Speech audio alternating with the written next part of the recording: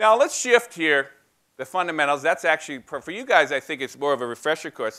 And this is somewhat, in here too, we'll be connecting dots that you've already seen. But let's throw the story down. We'll go to the valley here. There's really 3 areas I want to explore, basically through the 3 big companies, 3 of the key companies in the valley there.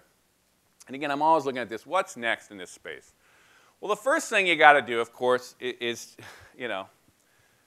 Jobs. Is quite a remarkable guy because he had this dogged vision of this personal computer and this thing that essentially was a mobile idea from the very beginning. He doggedly kept at it. Now, as we know, he was a baby boomer, and there's another, Bill Gates, the other baby boomer. It's kind of interesting to watch the play of their stories that you hear. So this is market cap of the 2 companies from 1990 there, in the beginning, where they essentially were equal. We forget before Windows and all, they were essentially the same companies with the same kind of prospects. And that big leap up forward of Microsoft was, of course, the great boom in the great run-up. But why did they go and the other one didn't? Well, Microsoft had a much different focus than Jobs. They were thinking business, and business was ready in the 90s, and business jumped on that web, and boom, the value of Microsoft went through the roof. But Jobs had that longer-term different vision, and he kept at it. And so where does that stock price start going up? It starts going up when they basically shifted towards the iPad, sorry, the iPod, iPhone, iPad trajectory. And now, in fact, Apple is the most valuable tech company in the world, and in fact, it's on the way up, and essentially Microsoft is kind of been, relatively static, but still a very valuable company and still a very big player in the tech space, to be sure, and I think they're your partners here too. But I mean, actually, what's driving the next story here is this singular vision. Well, despite our little problem here with this thing right here, I do want to say, I do think one of the this little last stroke of the tablet is a really critical piece of what's going on here. Not just because, oh, it's a new piece of technology.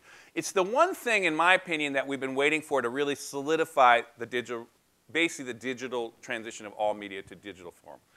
Because you really had to figure out a way that how do you really deal with long form, deep, long, involved pieces?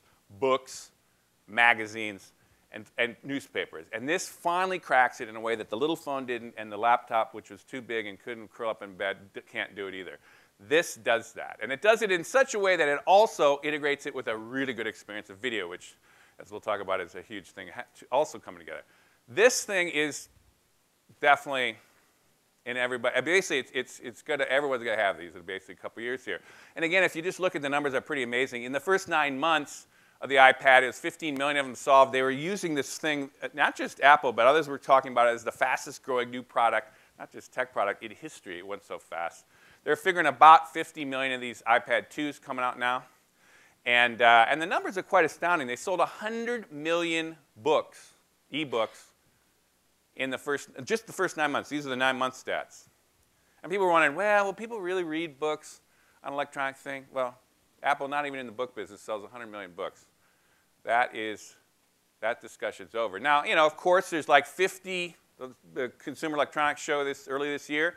They literally had no less than 50 different companies and models that are coming in the wake here. And so it's pretty clear that the foundation of the machine is ready. The reading is like, you talk about, these are the Kindle phenomena too. There are now more e-books. E-books now sell more than all paperbacks. If you combine hardbacks and paperbacks, they just barely edge out e-books sold on Amazon here.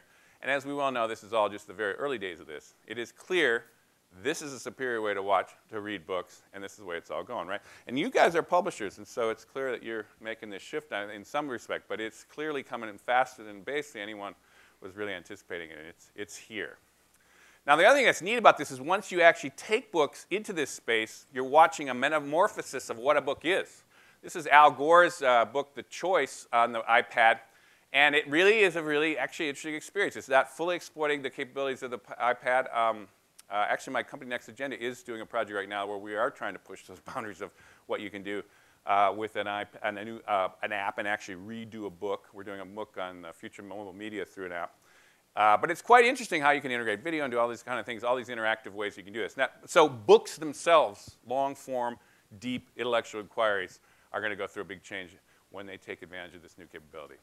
So that's the kind of consumption side, the critical piece of the consumption side, which does affect your business. The second side is the production side, and we talk a lot about this, but it's worth kind of going over what's interesting here to take a little forward spit on this one, too. I mean, these iPhone, here's an iPhone 2, and again, it's happening with all the Android phones and all the other phones. I'm just picking on Apple as a good example of where they're blazing the trail here a little bit. These things are now shooting HD video. I mean, HD video, for folks in this space, it used to cost you even 10 years ago, like 10 grand for a camera that, would basically do HD video. And now, essentially, every one of these things can shoot at that level. As we well know, you're always connected. There's 100 million of them now and going. And again, these are just kind of breaking a trail. There's all kinds of other models, as we well know. So now we're starting to get, like I said, in the hands of these people, incredibly powerful tools. Tools that, again, were unthinkable even 10 years ago. Apps. The numbers are crazy, but what are apps? Apps are essentially the simplification of very complex things that you guys used to do. If you guys, it's hard if you had to be a techie to code your own way into some kind of crazy thing that made something, to make media work or to produce media at a sophisticated level, now they're essentially making it so simple that you just push, bang, boom, it's done. And this is really opening up a lot more turf, too. So the app phenomenon is essentially a democratization phenomenon that we should be focused on. And this is the one I would say is the forward spin one that I would really point out to technologists like you that I think is a big deal now, finally. I do think we've now got this connection between the video connections between all these devices is now integrated into everything Apple does. Every single device now, they have this FaceTime connection. And it's not just that. You got Google now with the Google Talk, and you got Microsoft just buying Skype. This is really now, everyone's starting to bank on this idea that the big, wide channels of video are going to start moving and connecting all these devices in ways that we hadn't been able to exploit up until this time. Now, why is this a big deal?